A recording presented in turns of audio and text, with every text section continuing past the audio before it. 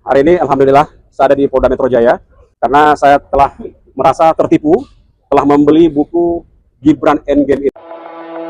Kabar yang sangat mengejutkan dan akan membuat respon Sianipar panik. Pembeli buku Gibran Endgame atau pelapor dugaan tindak pidana yang dilakukan oleh Rismon Sianipar besok hari Senin dipanggil Polda Metro Jaya atas laporannya terhadap Rismon Sianipar. Undangan untuk menghadap ke ruang unit 3 Subdit Keamanan Negara di Treskrimum Polda Metro Jaya pada hari Senin tanggal 11 Mei 2026 jam 11.00 waktu Indonesia Barat.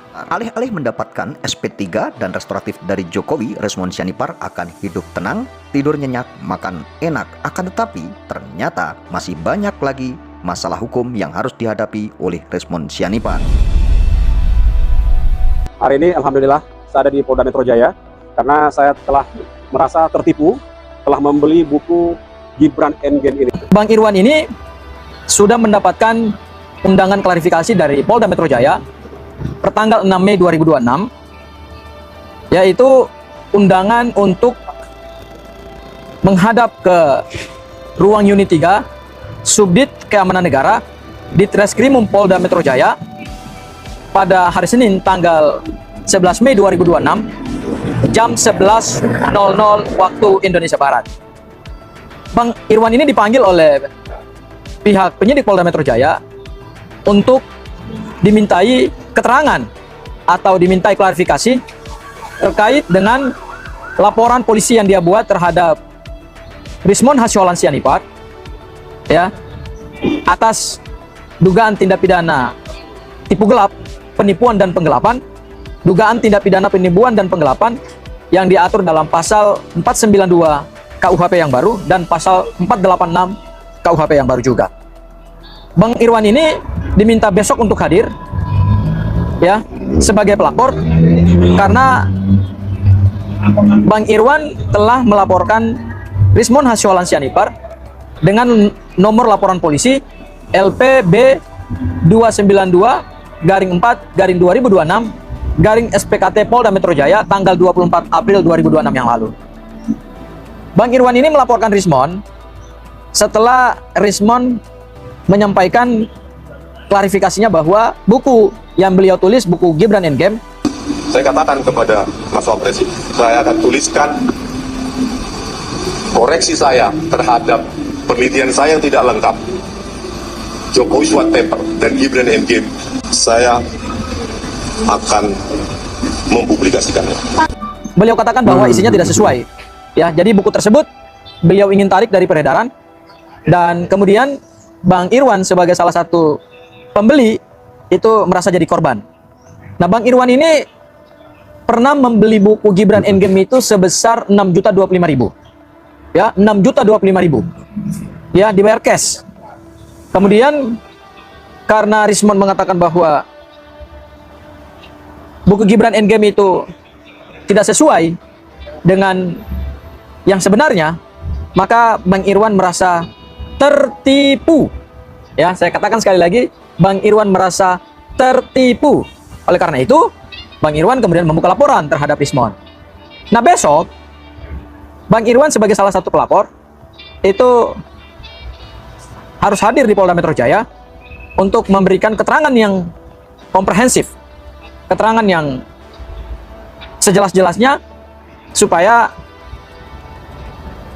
apa yang diduga sebagai tindak pidana tipu gelap 492 dan 486 itu KUHP yang baru itu kemudian bisa diproses lebih lanjut. Dan ini sudah tahap pro justisia, hanya masih dalam penyelidikan. Ya, ini masih dalam tahap penyelidikan. Dan besok Bang Irwan meminta saya untuk mendampingi sebagai salah satu kuasa hukum, ya. Dan insya Allah saya akan dampingi Bang Irwan sebagai pelapor di Polda Metro Jaya untuk dimintai keterangan. Para sahabat AGS, mudah-mudahan besok proses pemeriksaan Bang Irwan sebagai pelapor berjalan dengan baik, berjalan dengan lancar. Dan saya ingin katakan bahwa Rismon sebagai seorang peneliti yang pernah menggegerkan kita, menggegerkan Indonesia dengan temuan 11.000 triliun persen ijazah Pak Joko Widodo palsu, dan kemudian dia melakukan restoratif justice.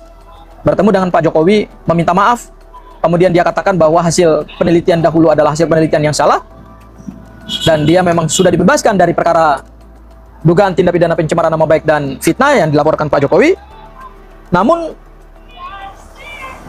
secara pertanggungjawaban hukum, Rismon masih menghadapi perkara-perkara baru ke depan. Ya, salah satunya laporan Irwan terhadap Bang Rismon Hasyolan Sianipar, yaitu adanya dugaan tindak pidana penipuan dan penggelapan atas buku Gibran Endgame. Ini tentu menarik ke depan. Ya, ini tentu menarik ke depan karena Rismon setidak-tidaknya harus menghadapi 2 laporan polisi di Polda Metro Jaya. Ya, meskipun dia telah mendapatkan restoratif justice dan telah dibebaskan dari laporan Pak Jokowi, tapi masih ada 2 laporan kepolisian di Polda Metro Jaya yang harus dihadapi. Yang pertama adalah laporan dugaan pemalsuan ijazah dari Universitas Yamaguchi yang dilaporkan oleh salah satu pendukung Pak Joko Widodo, saya sebut saja namanya, Bang Bil Fakih. Dan besok untuk laporan kedua, yaitu dugaan tindak pidana penipuan dan penggelapan, Bang Rismon ke depan akan menghadapi satu lagi perkara baru, satu lagi perkara hukum baru yang dilaporkan oleh Bang Irwan sebagai seorang pembeli buku Gibran Endgame dan telah membayar cash sebesar 6.025.000. Sangat menarik sekali teman-teman. Di sini ada kabar terbaru ya dari pembeli buku Gibran Endgame atau pelapor Rismon Sianipar yang merasa tertipu. Dugaannya Rismon Sianipar ini menipu dan akhirnya dilaporkan ke Polda Metro Jaya. Ya, orang tersebut telah melaporkan Rismon Sianipar dan besok hari Senin ternyata dipanggil oleh Polda Metro Jaya karena di sini mungkin pelapor ya merasa dirugikan dengan adanya pembelian buku Gibran Endgame ya, yang di sini ada dugaan-dugaan unsur tindak pidana yang tentunya sudah dikaji oleh pelapor sehingga dilaporkan dan akhirnya dipanggil untuk dimintai klarifikasi sebagai pelapor ya.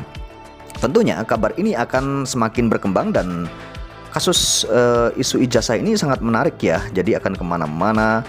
Ada beberapa pihak yang dilaporkan padahal di luar isu ijazah sebenarnya ya. Dan ini pelapor ini adalah pembeli buku Gibran Endgame ya, yang seharusnya orang tersebut sudah membeli buku dan sudah mengeluarkan uang dengan jumlah yang tentunya bukan sedikit ya, dan membeli buku juga bukan sedikit, akan tetapi merasa dibohongi isinya atau buku itu di dalamnya itu ternyata yang telah dibuat oleh Rismon Sianipar akan ditarik kembali atau mungkin akan direvisi oleh Rismon Sianipar. Nah tentunya pembeli tersebut merasa dirugikan atau merasa dibohongi ya, dan akhirnya melaporkan ke pihak yang berwajib. Nah dari situlah ini tentunya ada hal-hal yang sangat baru lagi nantinya ya. Tentunya apakah Rismon Sianipar ini akan ditetapkan sebagai tersangka atau tidak kita juga belum tahu ya, karena ini baru pelaporan dan ini baru ada sebuah panggilan klarifikasi. Nah bagaimana kabar untuk selanjutnya nanti kita lihat saja perkembangannya ya, apakah kasus ini akan naik ya setelah ada laporan-laporan seperti ini. Dan tentunya ini sangat menyayangkan sekali ya, dari awalnya kasus ijazah akhirnya jadi banyak sekali hal-hal yang di luar itu dan akhirnya banyak sekali pihak-pihak yang dilaporkan ya. Ini sangat menarik sekali ya. Jadi ini menjadi berita baru besok ya tentunya seperti itu, dan bagaimana kelanjutannya setelah dilaporkan dan setelah dipanggil oleh Polda Metro Jaya sang pelapor ini nanti bagaimana ya. Nah, Rismon Sianipar ini sebenarnya sudah mendapatkan restoratif justice dari Jokowi dan mendapatkan SP3 ya dari Polda ya. Tentunya Rismon Sianipar itu berpikir bahwa dirinya akan tenang dan nyenyak tidur ya, makan enak ya, karena sudah mendapatkan SP3 dan lepas dari status tersangkanya, tentunya seperti itu. Tapi ternyata Rismon Sianipar ini masih harus menghadapi beberapa lagi laporan-laporan dari selain Jokowi ya, dan ternyata nggak seperti yang dipikirkan oleh Rismon mungkin ya.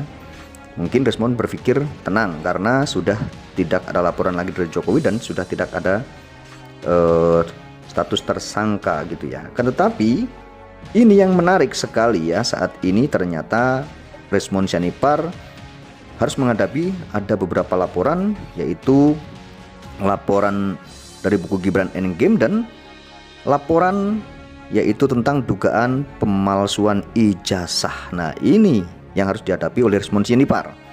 Dan ternyata bukan hanya itu saja ya, masih ada lagi laporan-laporan lagi ya yang harus dihadapi oleh Resmond Sianipar. Yusuf Kala pun juga ikut melaporkan Resmond Sianipar ya. Jadi kita semua sudah tahu ya, ternyata Resmond Sianipar ini dilaporkan oleh beberapa pihak dan ada beberapa laporan polisi yang harus dihadapi oleh Resmond Sianipar. Nah, bagaimana nanti untuk kasus ini dan kabarnya nanti itu bagaimana kelanjutannya, nanti kita tunggu saja ya untuk kelanjutannya, dan kita tinggal mengikuti saja ya. Karena mungkin bukan hanya orang-orang yang melaporkan saja yang geram sama Resmond Sianipar, tentunya pendukung-pendukung Resmond Sianipar yang dulu pernah mendukung Resmond Sianipar, mendukung perjuangannya, akan tetapi merasa dikhianati oleh Resmond Sianipar, itu pun ikut geram dan kesal juga tentunya seperti itu ya. Oke, terima kasih yang sudah menonton video ini sampai selesai.